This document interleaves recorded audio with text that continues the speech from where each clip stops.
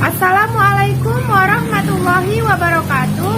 Perkenalkan, nama saya Nur Nadila dengan NIM 0702211013. Saya dari kelas Sistem Informasi 2. Di sini saya akan menyetorkan hafalan hadis arba'in yang ke-22, 23, 25, 26, 27, 28, 29, 30, 31, dan 32. Hadis yang ke-22 yaitu tentang sholat, berpuasa, halalkan yang halal dan haramkan yang haram. An Abi Abdillah Jabir bin Abdillah Al-Ansari radhiyallahu anhuma anna rajulan sa'ala Rasulullah sallallahu alaihi wasallam faqala ara'aita iza shallaitul maktubati wa sumtu ramadana wa ahlaltu halala wa haramtul harama walam azid ala zalika syai'an a'adakhulul jannata qala na'am rawahul Muslim. Arti atau terjemah dari hadis yang ke-22 ini ialah dari Abu Abdullah Jabir bin Abdullah Al-Ansari radhiyallahu anhuma, seseorang bertanya kepada Rasulullah sallallahu alaihi wasallam seraya berkata, "Bagaimana pendapatmu jika saya melaksanakan sholat yang wajib, berpuasa Ramadan, menghalalkan yang halal dan mengharamkan yang haram, dan saya tidak tambah sedikit pun, apakah saya akan masuk surga?" Beliau bersabda, "Ya." Riwayat Muslim. Hadis yang ke-23 yaitu hadis tentang sarana-sarana kebaikan. An Abi Malikil Haris bin Ashim Ash'ari radhiyallahu anhu qala Rasulullah sallallahu alaihi wasallam tuhuru syatrul iman walhamdulillah tam'ul mizan wa subhanallahi walhamdulillah tam'u au tamlani ma bainas sama'in wal ardi was salatu nur was sadaqatu burhan wal qur'anu hujjatun laka au alai kullun nasi yaghdu fabai'un nafsahu famu'tikuha au mubikuhaq. Rawahul Muslim. Arti atau terjemah dari hadis yang ke-23 ini ialah dari Abu Malik Al-Haris bin Ashim Al-As'ari radhiyallahu anhu, dia berkata, Rasulullah sallallahu alaihi wasallam bersabda, bersuci sebagian dari iman, alhamdulillah dapat memenuhi timbangan, subhanallah dan alhamdulillah dapat memenuhi antara langit dan bumi. Salat adalah cahaya, sedekah adalah bukti, Al-Quran dapat menjadi saksi yang meringankanmu atau yang memberatkanmu. Semua manusia berangkat menjual dirinya, ada yang membebaskan dirinya dari kehinaan dan azab, ada juga yang menghancurkan dirinya. Riwayat Muslim. Hadis yang ke-25 yaitu hadis tentang sedekah dari orang miskin. An Abi Dzar radhiyallahu anhu anna nasan min ashabi Rasulullah sallallahu alaihi wasallam qalu lin nabiyyi sallallahu alaihi wasallam, ya Rasulullah, zahaba ahlut dusuri bil ujuri yusalluna kama nusalli wa yasumuna kama nasum wa yatasaddaquna bi fuduli amwalihim qala aulaisa qad ja'alallahu lakum ma tasaddaquna inna lakum bikulli tasbihatin shadaqatan wa kulli takbiratin shadaqatan wa kulli tahmidatin shadaqatan wa kulli tahlilatin shadaqatan wa amrin wa bil ma'rufi shadaqatan wa nahyin an mungkarin shadaqatan wa fil bud'i ahadikum shadaqatan. Qalu ya Rasulullah ayati ahaduna syahwatahu wa yakunu lahu fiha ajrun. Qala ara'aitum law wada'aha fi haramin akana alaihi wizrun fakadzalika iza wada'aha fil halali kana lahu ajrun. Rawahul Muslim. Arti atau terjemah dari hadis yang ke-25 ini ialah dari Abu Dzar radhiyallahu anhu, sesungguhnya sejumlah orang dari sahabat Rasulullah sallallahu alaihi wasallam berkata pada Rasulullah sallallahu alaihi wasallam, "Wahai Rasulullah, orang-orang kaya telah pergi dengan membawa pahala yang banyak. Mereka sholat sebagaimana kami sholat, mereka puasa sebagaimana kami puasa, dan mereka bersedekah dengan kelebihan harta mereka, sedang kami tidak dapat melakukannya. Rasulullah Shallallahu Alaihi Wasallam bersabda, bukankah Allah telah menjadikan bagi kalian jalan untuk bersedekah? Sesungguhnya setiap tasbih merupakan sedekah, setiap takbir merupakan sedekah, setiap tahmid merupakan sedekah, setiap tahlil merupakan sedekah, amar ma'ruf nahi mungkar merupakan sedekah, dan setiap kemaluan kalian merupakan sedekah. Mereka bertanya, ya Rasulullah, masakah dikatakan berpahala seseorang di antara kami yang menyalurkan syahwatnya? Beliau bersabda, bagaimana pendapat kalian seandainya hal tersebut disalurkan di jalan yang haram? Bukankah baginya dosa? Demikianlah halnya jika hal tersebut diletakkan pada jalan yang halal, maka baginya mendapat pahala. Riwayat Muslim. Hadis yang ke-26 yaitu hadis tentang setiap hari harus bersedekah. An Abi Hurairah radhiyallahu anhu qala Rasulullah sallallahu alaihi wasallam, kullu sulama minan nasi alaihi shadaqatan, kullu yaumin tatlu'u fihi syamsu ta'dilu bainat naini shadaqatun, wa tu'inur rajula fi dabbatihi fatahmiluhu 'alaiha au tarfa'u lahu 'alaiha mata'ahu shadaqatun, wal kalimatu thayyibatu shadaqatan, wa bikulli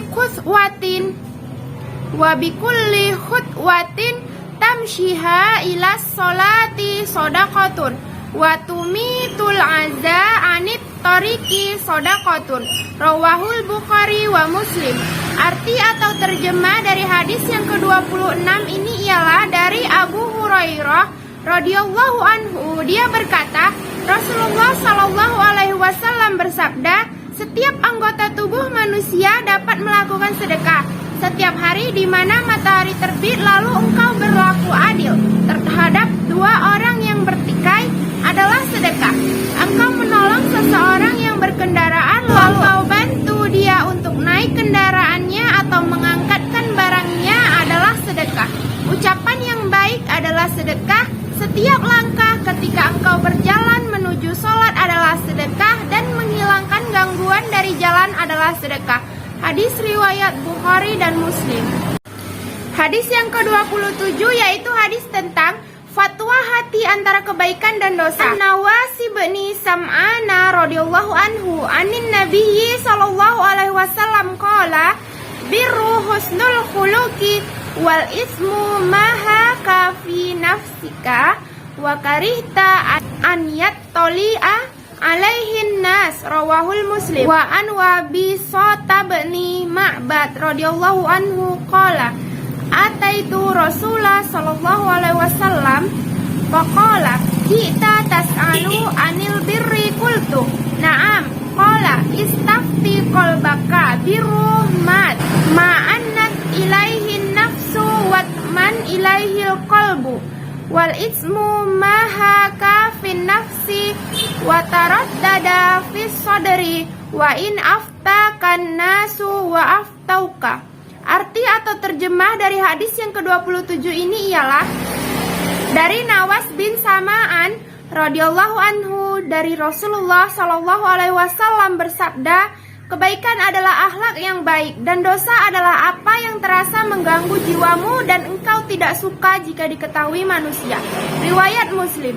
Dan dari Wabisah bin Ma'bad radhiyallahu anhu, dia berkata, saya mendatangi Rasulullah sallallahu alaihi wasallam lalu beliau bersabda, engkau datang untuk menanyakan kebaikan?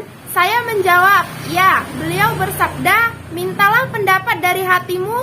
Kebaikan adalah apa yang jiwa dan hati tenang karenanya, dan dosa adalah apa yang terasa mengganggu jiwa dan menimbulkan keraguan-raguan dalam dada, meskipun orang-orang memberi fatwa kepadamu dan mereka membenarkannya. Hadis hasan kami riwayatkan dari dua musnad,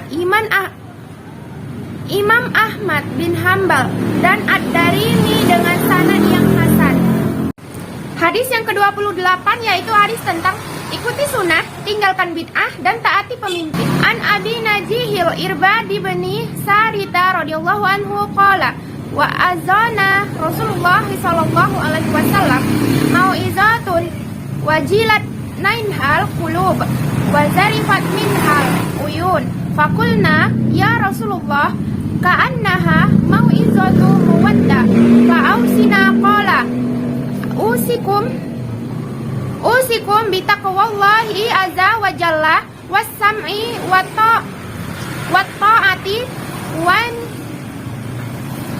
ta'ati wa in ta'ammara alaikum abdun fa innahu man ya'ish minkum fasayara tilafan kasiran fa alaikum bisunnati wa sunnatil khulafa irrasyidinal mahdiyina adhu alaiha bin nawajizi wa iyyakum wa muhdatsatil umuri fa inna kulla bid'atin shalalatun rawahul Daud wal Tirmizi wa qala hadis hasan sahih. Arti atau terjemah dari hadis yang ke-28 ini ialah dari Abu Najih Al-Irbad bin Sari'ah radhiyallahu anhu, dia berkata, Rasulullah Shallallahu alaihi wasallam memberikan kami nasihat yang membuat hati kami bergetar dan air mata kami berlinang. Maka kami berkata, "Ya Rasulullah, seakan-akan ini merupakan nasihat perpisahan. Maka berilah kami wasiat." Rasulullah Shallallahu alaihi wasallam bersabda, "Saya wasiatkan kepada kalian untuk bertakwa kepada Allah Ta'ala, tunduk dan patuh kepada pemimpin kalian meskipun yang memimpin kalian adalah orang budak. Karena di antara kalian yang hidup setelah ini akan menyaksikan banyaknya perbedaan pendapat. Hendaklah kalian berpegang teguh terhadap ajaranku dan ajaran Khulafaur Rasyidin yang mendapatkan petunjuk. Gigitlah atau genggamlah dengan kuat dengan geraham. Hendaklah kalian menghindari perkara yang diada-adakan karena semua perkara bid'ah adalah sesat." Riwayat Abu Daud dan Tirmizi, dia berkata hasan sahih. Hadis yang ke-29 yaitu hadis tentang jalan-jalan surga. An Mu'adz bin Jabalin radhiyallahu anhu qala qultu ya Rasulullah akhbirni bi amalin yudkhiluni jannata wa yubaiduni anin nar. Qala laqad sa'altan azim wa innahu layasirun ala man yasarahu Allahu ta'ala alaihi ta'budullah la tusyriku bihi syai'an wa tuqimmus sholati wa tu'tiyaz zakata wa tasumu ramadan wa tahujjul baita summa qala ala adulluka ala abwabil khair as-sawmu junnatun was sadaqatu tudfi'ul khati'ata kama yudfi'ul ma'un nar was salatul rajuli fil jawfil laili summa qala tatajafa junubuhum anil madaji hatta balagha ya'malun suratus sajadah summa qala ala ukhbiruka bi ra'si amrin wa umudi wa zirwah sanamihi qultu bala ya Rasulullah sallallahu alaihi wasallam. Qala Rasul amril islamu wa amuduhu salatu wa zirwah sanamihil jihad summa qala ala ukhribuka bi malaki zalika kulli faqultu bala ya Rasulullah fa akhadha bilisanihi wa qali kufa alaika hadza qultu ya nabi Allah wa inna lamu akhazuna bima tatakallama bih faqala sakilatka ummuka wa hal yaqubba nasu fin nari ala wujuhihim aw qala ala manakhirihim illa hasaidu alsinatihim rawahul Tirmizi wa qala hadis hasan sahih. Arti atau terjemah dari hadis yang ke-29 ini ialah dari Mu'adz bin Jabal radhiyallahu anhu, dia berkata, saya berkata, "Ya Rasulullah, beritahukan saya tentang perbuatan yang dapat memasukkan saya ke dalam surga dan perbuatan yang menjauhkan saya dari neraka." Beliau bersabda, "Engkau telah bertanya tentang sesuatu yang besar dan perkara tersebut mudah bagi mereka yang dimudahkan oleh Allah Ta'ala. Beribadah kepada Allah dan tidak menyekutukannya sedikit pun. Menegakkan salat, menunaikan zakat, puasa Ramadan dan pergi haji. Kemudian beliau Rasulullah Shallallahu Alaihi Wasallam bersabda, maukah engkau aku beritahukan tentang pintu-pintu surga? Puasa adalah benteng, sedekah akan mematikan atau menghapus kesalahan sebagaimana air mematikan api, dan sholatnya seseorang di tengah malam atau qiyamul lail. Kemudian beliau membacakan ayat yang artinya, lambung mereka jauh dari tempat tidurnya. Kemudian beliau bersabda, maukah kalian aku beritahukan pokok dari segala perkara, tiangnya dan puncaknya? Saya menjawab, mau ya Nabi Allah. Pokok perkara adalah Islam, tiangnya adalah sholat, dan puncaknya adalah jihad. Kemudian beliau bersabda, maukah kalian aku beritahukan sesuatu yang jika dilaksanakan kalian dapat memiliki semua itu? Saya berkata, mau ya Rasulullah. Maka Rasulullah memegang lisannya lalu bersabda, jagalah ini dari perkataan kotor atau buruk. Saya berkata, ya Nabi Allah, apakah kita akan dihukum juga atas apa yang kita bicarakan? Beliau bersabda, kamu ini, adakah yang menyebabkan seseorang terjungkal wajahnya di neraka? Atau sabda beliau, di atas hidungnya selain buah dari apa yang diucapkan oleh lisan-lisan mereka. Riwayat Turmuzi, dan dia berkata hadisnya hasan sahih. Hadis yang ke-30 yaitu hadis tentang hak-hak Allah Subhanahu wa taala. An Abi Sa'labah Hushani Jursumi bani Nashirin radhiyallahu anhu an Rasulillah sallallahu alaihi wasallam qala innallaha ta'ala farada faraida fala tudayyi'uha wa hadda hududan fala taduha wa harrama asya fala tantahikuha wa sakata an asya'a rahmatan lakum ghaira nisyatim fala tabassu anha. Hadisun hasan rawahul Daraqutni wa ghairuh. Arti atau terjemah dari hadis yang ke-30 ini ialah dari Abi Sa'labah Al-Khushani Jursum bin Nashir radhiyallahu anhu dari Rasulullah sallallahu alaihi wasallam bersabda, sesungguhnya Allah Subhanahu wa taala telah menetapkan kewajiban-kewajiban, maka janganlah kalian mengabaikannya. Dan telah menetapkan batasan-batasannya, janganlah kalian melampauinya. Dia telah mengharamkan segala sesuatu, maka janganlah kalian melanggarnya. Dia mendiamkan sesuatu sebagai kasih sayang terhadap kalian dan bukan karena lupa. Jangan kalian mencari-cari tentangnya. Hadis hasan riwayat Daraqutni dan lainnya. Hadis yang ke-31 yaitu hadis tentang keutamaan zuhud. An Abil Abbasi Sahal bin Sa'ad Sa'idi radhiyallahu anhu qala ja'a rajulun ilan nabiyyi sallallahu alaihi wasallam faqala ya Rasulullah dullani ala amalin iza amiltuhu ahabbani yallahu wa ahabbanin nasu faqala azad fid dunya yuhibbukallah wa zad fima indan nasi yuhibbukan nas. Hadis hasan rawahul Ibni Majah wa ghairuh bisanadin hasanah. Arti atau terjemah dari hadis yang ke-31 ini ialah dari Abu Abbas Sahal bin Sa'ad As-Sa'idi radhiyallahu anhu, dia berkata, Rasulullah sallallahu alaihi wasallam, maka beliau berkata, wahai Rasulullah, tunjukkanlah kepadaku sebuah amalan yang jika aku kerjakan, Allah dan manusia akan mencintaiku. Maka beliau bersabda, zuhudlah terhadap dunia, maka engkau akan dicintai Allah, dan zuhudlah terhadap apa yang ada pada manusia, maka engkau akan dicintai manusia. Hadis hasan riwayat Ibnu Majah dan lainnya dengan sanad hasan.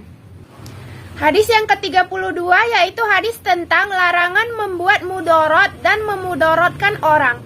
An Abi Sa'ad bin Sinanil Khudri radhiyallahu anhu anna Rasulullah sallallahu alaihi wasallam qala la darara wa la dirara. Hadis hasan rawahu Ibnu Majah wa Daraqutni wa ghairuhuma musnadan wa rawahu Malik fil Muwaton mursala an Amr bin Yahya an abihi anin nabiyyi sallallahu alaihi wasallam fasqata Aba Sa'idin walahu turuk yugawi ba'duha ba'dan. Arti atau terjemah dari hadis ke-32 ini ialah dari Abu Sa'ad bin Sinan Al-Khudri radhiyallahu anhu, sesungguhnya Rasulullah sallallahu alaihi wasallam bersabda, tidak boleh melakukan perbuatan yang mencelakakan atau mudarat. Hadis hasan diriwayatkan oleh Ibnu Majah dan Daruqutni serta lainnya dengan cara musnad. Juga diriwayatkan oleh Imam Malik dalam Muwatta secara mursal dari Amr bin Yahya dari bapaknya Rasulullah Shallallahu Alaihi Wasallam.